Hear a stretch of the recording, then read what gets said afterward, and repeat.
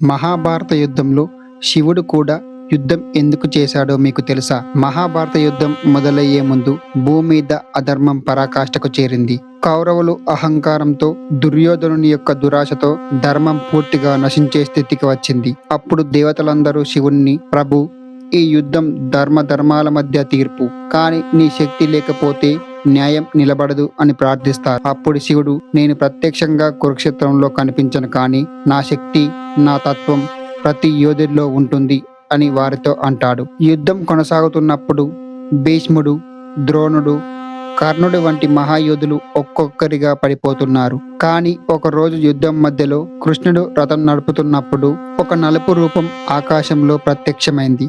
అది శివుని ఘోర రూపం, అదే రుద్ర రూపం. అలా విష్ణువు కృష్ణుని రూపంలో, శివుడు రుద్రుని రూపంలో ఇద్దరు కలిసి యుద్ధానికి సాక్షులుగా ఉన్నారు. శివుడు తన గణాలను రాత్రి సమయంలో కురుక్షేత్రంలోకి పంపగా ఆ గణాలు మృత యోధుల ఆత్మలను శాంతి వైపుకు తీసుకెళ్లేవి. అలా శివుడు ప్రతీకార యుద్ధం కాకుండా ఆత్మ విమోచన యుద్ధం చేశాడు. భీష్ముడు గొప్ప శివభక్తుడు. యుద్ధంలో అర్జునుడు భీష్ముని మీద బాణాలు వదులుతున్నప్పుడు భీష్ముడు మనసులో శివుణ్ణి ధ్యానించి, ప్రభు, నీవే ఈ బాణాల రూపంలో వచ్చి నా ప్రాణాన్ని తీసుకో అనగానే ఆ క్షణంలో అర్జునుడు వదిలిన బాణాలు శివశక్తిగా మారాయి. అందుకే భీష్ముడు బాణాల మంచంపై పడినప్పుడు సంతోషంగా నవ్వాడు.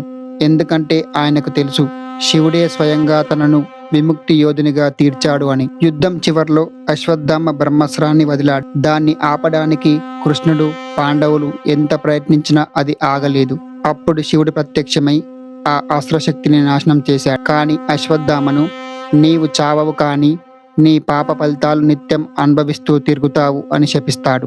ఈ విధంగా శివుడు కురుక్షేత్ర యుద్ధంలో చేసిన యుద్ధం అతని అహంకారం కోసం కాదు, భూమిపై ధర్మాన్ని నిలబెట్టే దివ్య యుద్ధం కోసం. శివుడు యుద్ధం చేశాడు, కానీ ఆయుధంతో కాదు, ఆత్మజ్ఞానంతో.